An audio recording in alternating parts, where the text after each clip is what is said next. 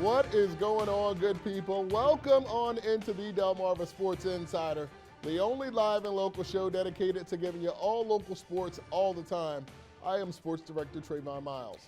And I'm Brandon Bossert. Welcome on into the show. Trey, we have got regionals coming up this week. Going to be an exciting show coming up. Yeah, Brandon, welcome to playoff season part 2. We, of course, range in between two states, so it's our second postseason run. Yeah, that's right. We're continuing this playoff madness. It's been a busy spring here on the shore. A lot on the line today, and we had an incredible game to start with, including an unbelievable finish. Yeah, that's exactly right. Now, we thought for sure that baseball and softball would be totally rained out today, and for the most part, a lot of them were, but there was one that was not. Parkside Baseball moving their regional championship game to Henry S. Parker, taking on Kent Island. The winner moves to the 2A Elite 8. Caden Curry and Brady Bailey trading strikeouts through 2. Neither team able to cross the plate, headed to the 3rd. The Rams looking to change that. Anthony Sarbanes sending one to the gap. That's going to bring a run around from second to give Parkside the lead. But some discussion amongst the umps concludes the runner did not tag third base. So that's out number 3. We are scoreless for a little bit longer. Wow, incredible. Bottom of the 4th now. Colby Byer stepping up. He hits a dribbler. Looks like a double play coming, but Byer makes it to first safe. He's bringing Ethan Holland home to break the scoreless tie there. Jump to the 6th inning now. Bucks looking to get the bats going. Nate Bevins bounces one past the defense. He's going to load the bases with 2 gone, but Byer snuffs out the Flames with the throw out right here to first to keep KI off of the board. Wow. Jump to the head to the 7th now. Bucks with 2 outs, needing a run to stay in this game. A pop-up into shallow center.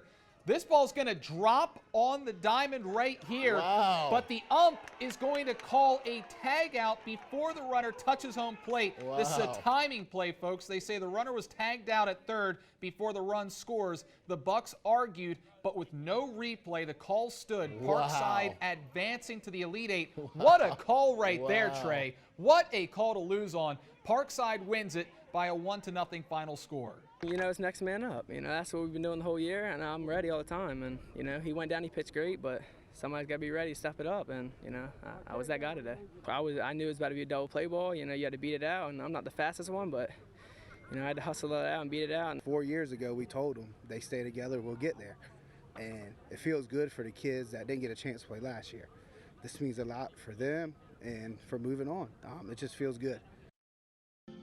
Swinging it back to Monday, number 1 seed Snow Hill hosting Cambridge in the opening round. The Eagles automatically showed why they're the number 1 seed. Colby Hessner sending a dribbler to center field. It's a triple for the junior as a run comes across the plate. Very next batter, Clay Gaskell. He's going to knock a pop-up into shallow. It's going to go in no man's land and drop right there between 3 defenders, bringing Heiser home from 3rd. Snow Hill out to an early 6-0 lead, and they win 12-1. They also beat Crisfield on Wednesday, so they too are in a regional final tomorrow against St. Michael's. All right, let's move over to the softball diamond now. Eagles hosting St. Mike's in round 1. Snow Hill in a big hole early on. Haley Sadler bouncing that one into center. That's going to score 1 from 3rd. Make it 13-0 early in the 2nd. Jump ahead to the 3rd now, and the Saints finding more gaps in that Eagle defense. Bree Parrish sends that one to the middle of the field. It's going to bring home another. Saints make it a 23-run lead in the bottom of the 5th, and they put it away. Haley Sadler closing the door on the final 3 batters. Secures that Saints first-round win over Snow Hill 24-1, and they took on CSD on Wednesday. It's an amazing feeling, like knowing I have my offense back me up and I can be me, I can throw what I want to throw, and it's really good. It's a good feeling going into Cambridge Wednesday, and I thought my pitches were working well, and I'm excited. Now, of course, they fell to CSD on Wednesday. Cambridge South Dorchester playing in the regional final against North Dorchester tomorrow afternoon. All right, Brandon, we're moving over to the lacrosse fields now. A litter of Bayside teams with opportunities to win regional titles today. We'll begin here in Salisbury. Stephen Decatur Lacrosse knocked off 2nd seed Easton on Wednesday, looking to slay number 1 Parkside this afternoon. Tough test Seahawks right here. trying to score their 2nd straight upset. Parkside had other plans. First quarter, Jabronte Mills, a big dude. He's going straight down Main Street, putting in the goal. The Rams out to a 2-1 lead. Decatur never backed down in this game. They moved the ball so well. Jeff Eichenberger cuts middle, and he comes away with the score. The Rams, they're coming right back. Brady Mancha with a great move to get to his left, and he's going to deliver the shot past the keeper. Well, this was a 5-5 game at halftime, but in the second half, the Rams ran away with this. They double up Decatur in the second half. They go on to win the region by an 11-8 final. And a few more regional titles on the line this afternoon, a couple of them coming back to the shore. Bennett goes to Prince George's County and absolutely destroys 1-seed Oxon Hill. They are a 3A region champion. Ken Island is a favorite in the 2A. They take care of business at home against North Hartford, and Cambridge falls on the road against Perryville. All right, over to the girls' side. Decatur hosting Easton. The Warriors grabbing an early lead. There's Morgan Lewis getting space, finding the nylon there. 3-1 a few minutes in. Now Decatur did a good job controlling possession, working the ball around.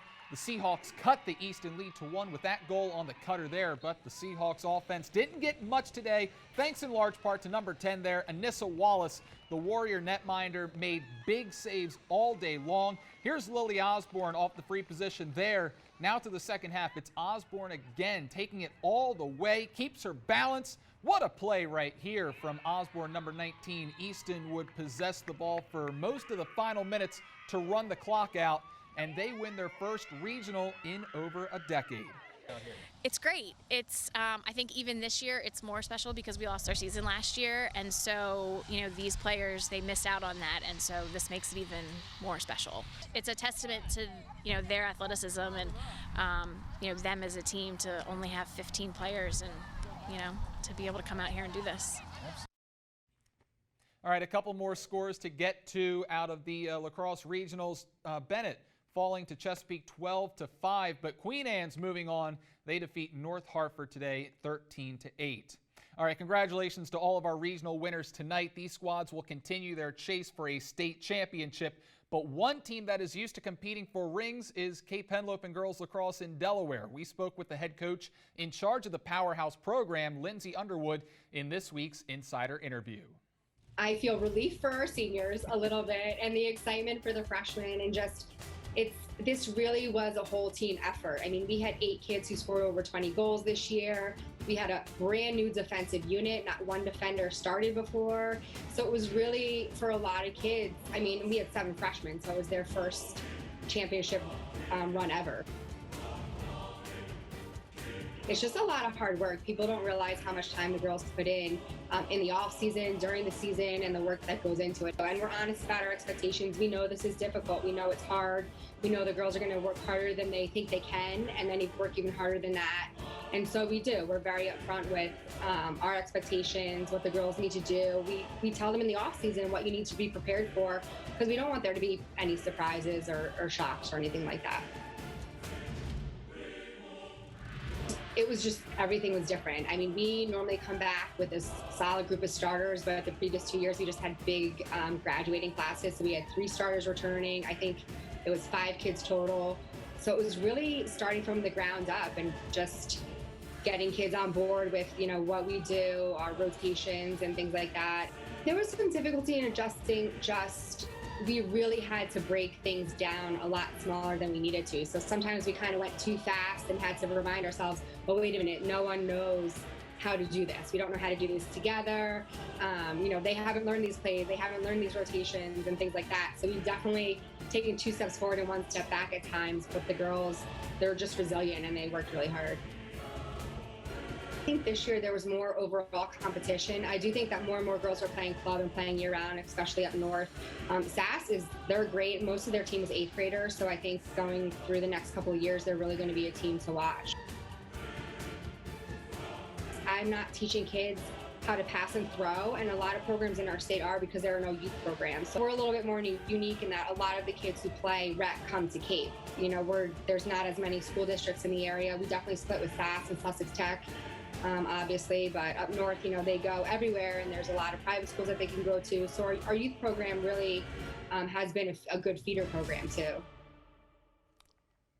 Now, Cape Henlopen dominated once again this year. It's their 12th title in a row. It's the longest current streak in championships in the state of Delaware. That's right. In fact, it's the second longest streak of any sport in Delaware, behind only Salesianum boys cross country, which won 16 in a row from 1972 to 1987.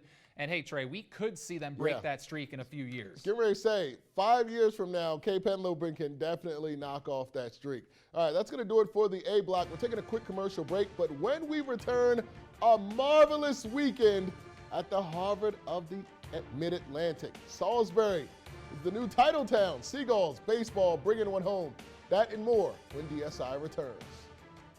My name is Brady Baylor. I play baseball at Parkside, and you're watching Delmarva Sports Insider.